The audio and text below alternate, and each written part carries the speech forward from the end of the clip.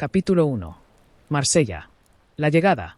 El 24 de febrero de 1815, el vigía de Nuestra Señora de la Guarda dio la señal de que se hallaba a la vista el bergantín El Faraón procedente de Esmirna, Trieste y Nápoles. Como suele hacerse en tales casos, salió inmediatamente en su busca un práctico, que pasó por delante del castillo de If y subió a bordo del buque entre la isla de Rion y el cabo Mongión.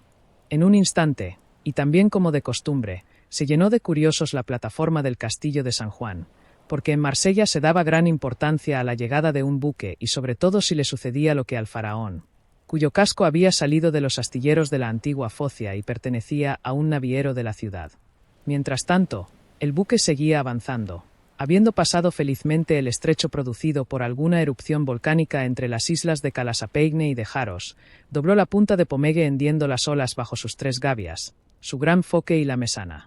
Lo hacía con tanta lentitud y tan penosos movimientos, que los curiosos, que por instinto presienten la desgracia, preguntábanse unos a otros qué accidente podía haber sobrevenido al buque. Los más peritos en navegación reconocieron al punto que, de haber sucedido alguna desgracia, no debía de haber sido al buque, puesto que, aun cuando con mucha lentitud, seguía éste avanzando con todas las condiciones de los buques bien gobernados.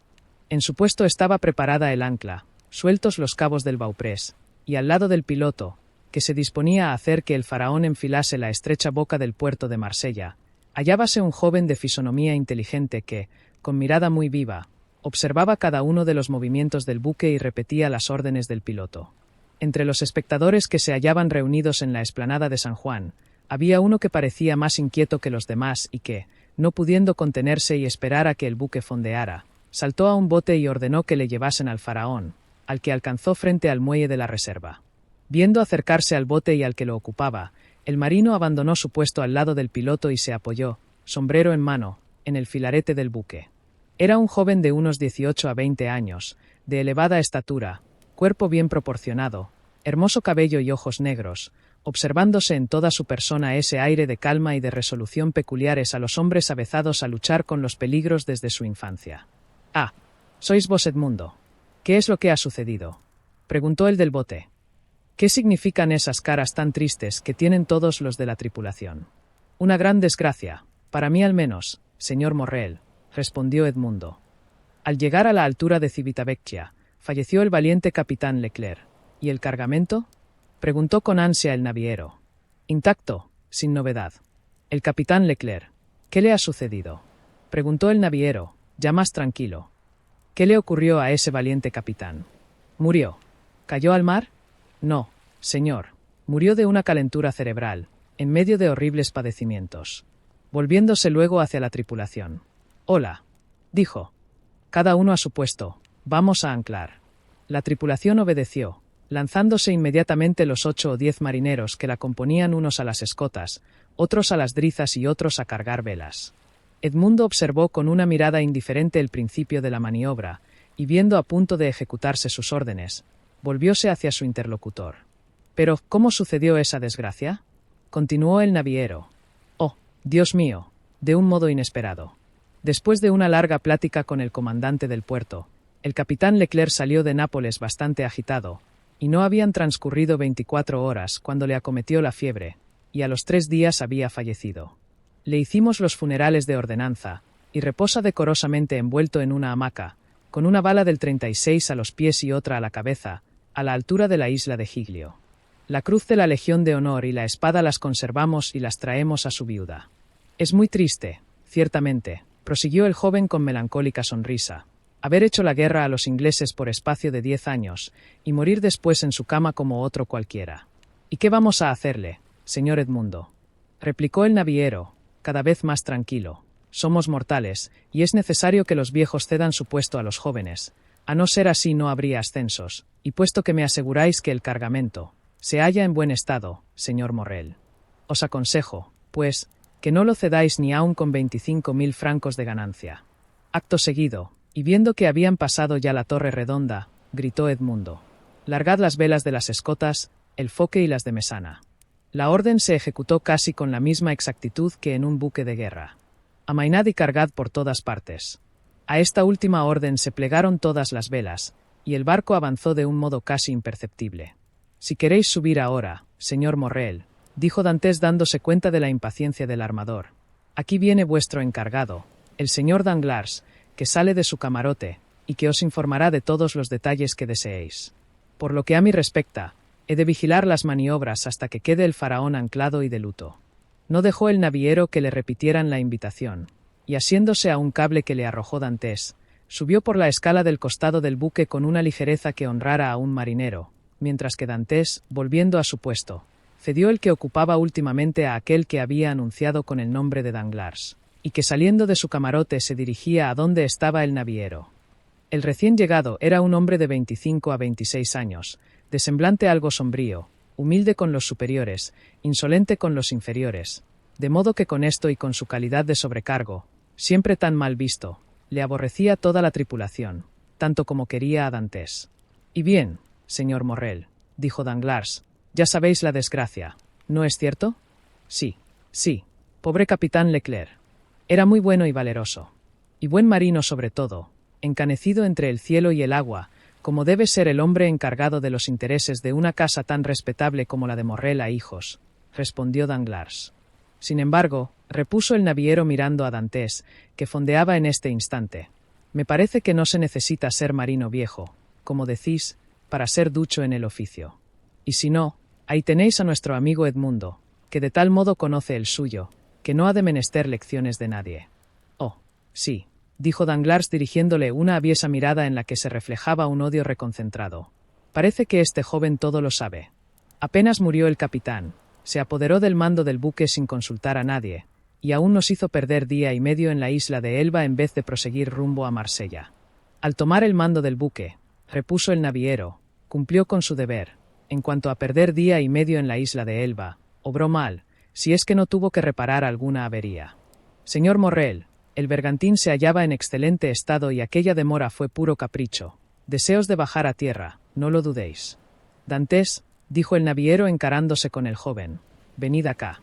«Disculpadme, señor Morrel», dijo Dantes, «voy enseguida». Y enseguida ordenó a la tripulación, «fondo», e inmediatamente cayó el anda al agua, haciendo rodar la cadena con gran estrépito. Dantes permaneció en su puesto, a pesar de la presencia del piloto, hasta que esta última maniobra hubo concluido. «Bajad el gallardete hasta la mitad del mastelero», gritó enseguida.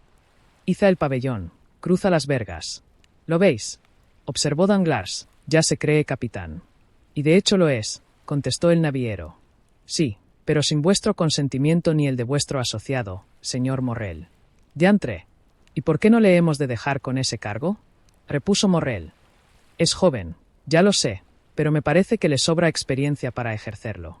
Una nube ensombreció la frente de Danglars. «Disculpadme, señor Morrel», dijo Dantes acercándose, «y puesto que ya hemos fondeado, aquí me tenéis a vuestras órdenes.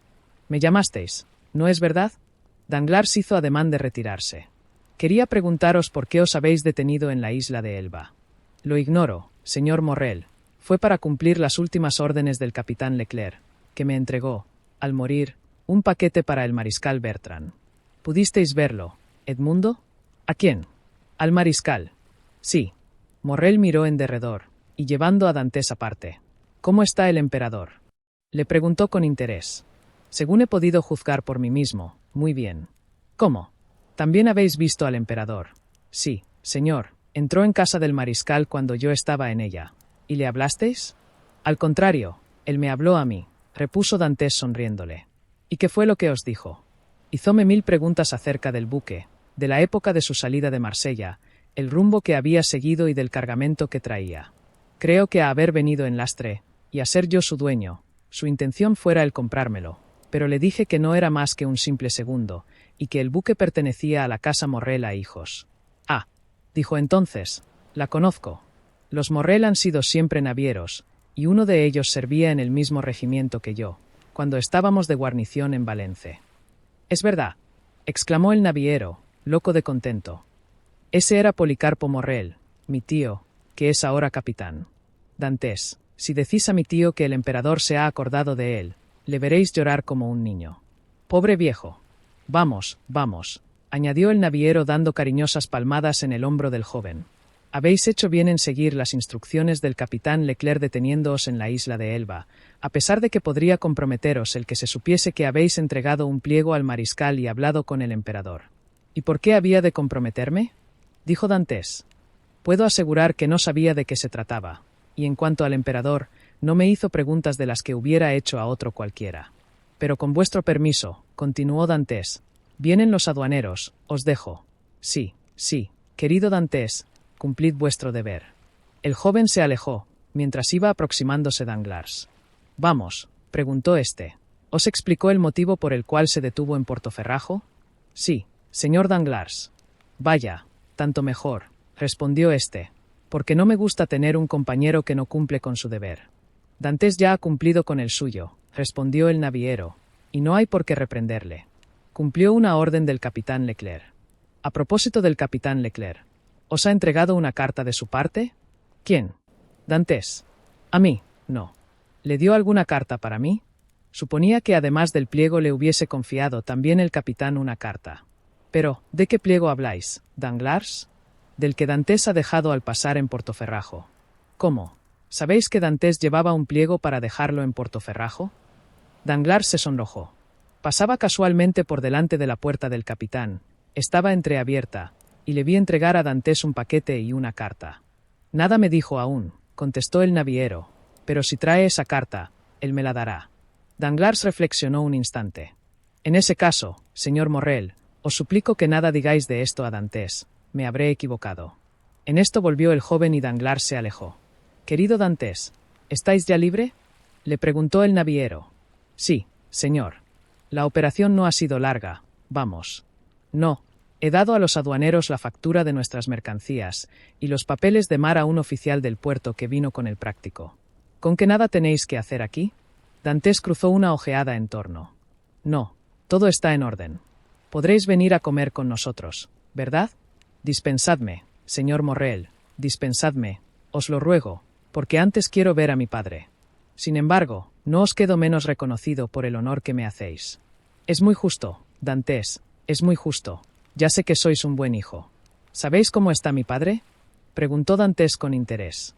Creo que bien, querido Edmundo, aunque no le he visto.